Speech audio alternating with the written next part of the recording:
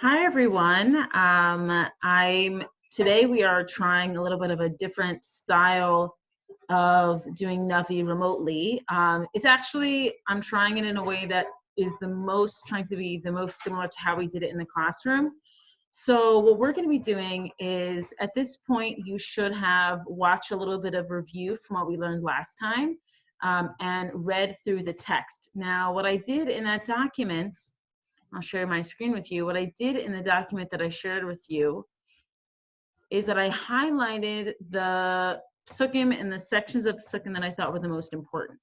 So what we're going to do is I'm going to read through the most important sections, and I have some video also to help us understand it. And at the end, I'm going to have you guys take notes in your notebook just like we would do in class. So Sefer Yehoshua, Perek Yud Alef, last Perek, there was the war against the five kings. The five kings wanted to attack the Givonim, and Yehoshua fought against those kings to protect the Givonim, and they were successful.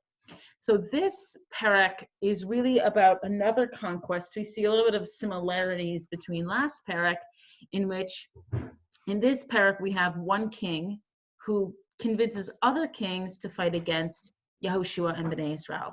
And these kings are located in the north.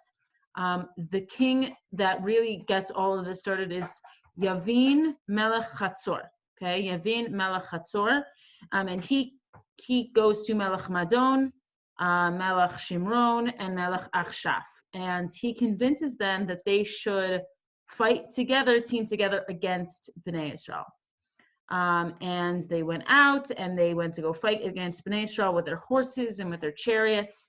Chariots is like what you ride with the horse.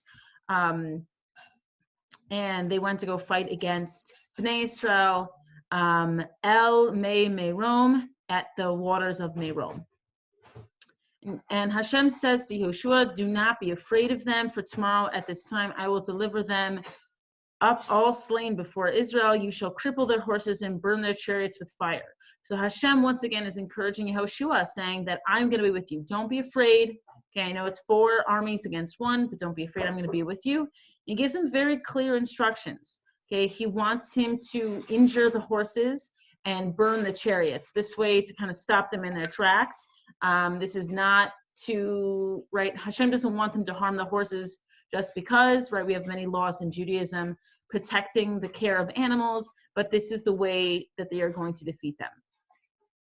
And it happened just as Hashem said so, and the Lord delivered them into the hands of Israel, and they smote them, they killed them. Bnei Israel killed these 4 armies, okay, until no one was alive anymore. And it writes that Yehoshua, part of this process, they did injure the horses, they burned the chariots. And one thing that they did to the city of Chatzor that was different than the other cities is that not only did they kill everyone, but they burnt the city of Chatzor down. Okay, Ve'et Chatzor Saraf Ba'esh. Okay, they burnt down the city. Now, it's very likely that the reason they burnt down Chatzor, that city, was because the king was from Chatzor that kind of started this whole teaming up against Yehoshua and Bnei Israel. So maybe it was a punishment for that to kind of show, don't mess with us, okay? Don't mess with the army of Hashem. Don't mess with Hashem. This is what happens if you try to fight against Hashem.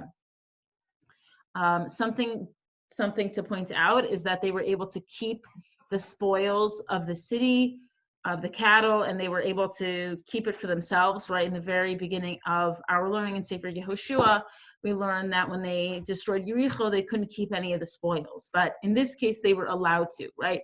The kol shlal ha'arim, okay, they were able to keep the shlal, keep the spoils of war. And then after this whole northern conquest, so they are able to destroy those nations in the north, something else interesting happens. But we're going to do a little bit of a recap in this video that I have to show you here. Just share all my settings.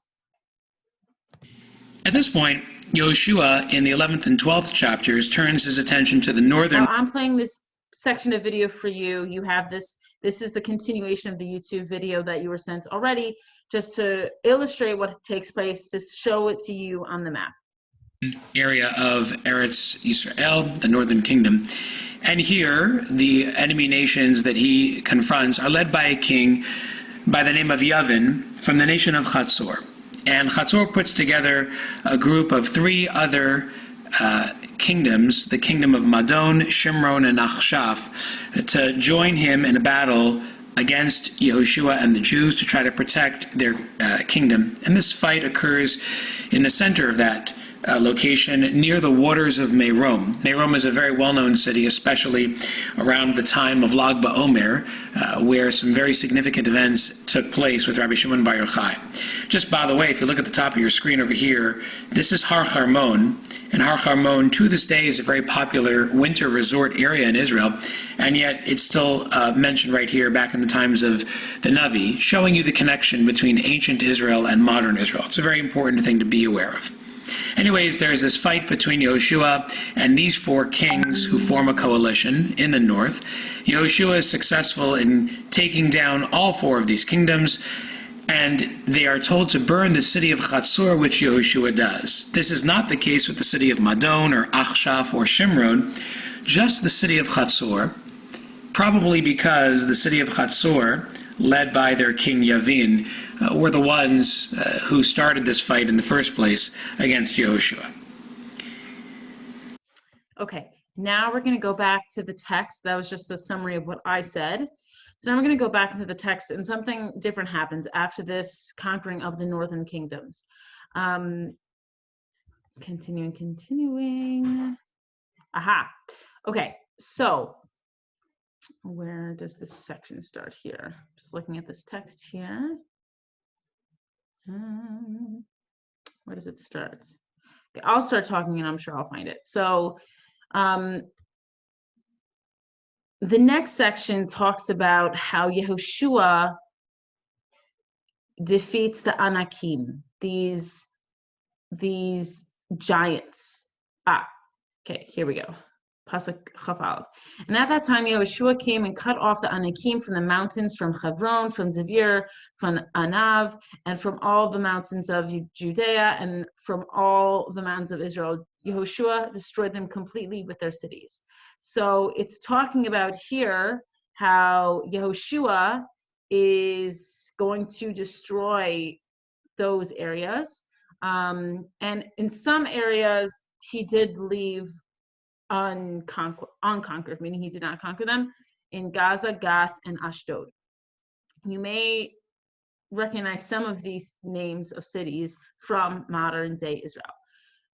And Yehoshua took the whole land according to all that the Lord had spoken to Moshe, and Yehoshua gave it for an inheritance to Israel according to their divisions by the tribes, and land rested from war. So after this point, they really took a pause, a break in the fighting. And they're able to use this land to divide amongst Bnei Israel. I'm going to just continue with our summary here. Turning his attention to the rest of the northern region, Yehoshua looks at a part of the north that is run by the Anakim. Anakim means giants, from the word Anak. And indeed, there are giants that inhabited this land, and in the areas of Anav, Devir, and Hebron, Yehoshua has to fight some pretty stiff competition in the form of these giants. These giants, the Anakim, are mentioned in the Torah itself in the times of Moshe, but at this time, Yehoshua actually conquers them and wages battle against... I'm sorry, I do not know what that was. I'm going to pause my video for a moment. 1 second. Very bizarre. Hold up. 1 second. Okay, I apologize for that disturbance. We were testing some of the alarms in our house, apparently, in the middle of this recording. So there you have it. Okay, here we go. Anyways, back to Sefer Yehoshua, back to our learning, at-home learning at its finest. Here we go. It's the giants in these cities of Anav, Devir, and Hebron. Of course, we know Hebron probably most of all of these cities because of Maharat Machpelah, which is located there. Yehoshua, even though he is successful in conquering these 3 cities, purposely leaves this area over here to the west, in the northwestern region, the cities of Aza and Gat and Ashdod. And this city of Gat, in particular, is important because we're going to come back and see that city in future stories in the Navi. Okay, we're gonna stop our video there. So at this point, we've gone through the main points of the Navi, and what I want everyone to do is to take out their notebook, okay, just like we would do in class, okay? And I want you to take your notebook page, and I want you to start filling in, start writing on a new page, Perek Yud Alef, that's the Perek that we're learning right now. Then I want you to continue by writing in who, where, and the main ideas. Who, where, and main ideas. And we're going to go through what those are. And you should take notes. If you want to take an opportunity to maybe pause this video, to copy all that down, maybe to see if you can fill in some of it for yourself, I highly recommend that. I'm going to continue going through the notes that I would have, just like we were in class. So who is in our Perek? So we have the king of Chatzor, king of Achshaf, king of Madon, king of Shimron, and the Anakim, the giants. Talking about that region in the second half of the Sefer. Then where does this take place? Okay, we could have described every single city. The most important cities, oopsies, ooh, there I go. The most important cities I would say is Chatzor. Chatzor is the specific city that was born, the northern kingdom, so that includes Madon, Achshaf, and Shimron. And those 3 areas of the Anakim, those 3 cities, Hebron, Devir, and Anav, that were conquered as well in the second half of the Perek. Now, if you want to get fancy and write some of this down in the Hebrew, you have the entire text in Hebrew and English in that document there. So the main idea, so I think that we could really start off saying that the first idea here in our Perek is that Yavin, the king of Chatzor, teams up with the 3 other kings to start war against Yehoshua and Bnei Israel. That's our first main idea. Then it continues, right? Hashem tells Yehoshua that he will be able to beat them and that he should injure their horses and burn their chariots to defeat them.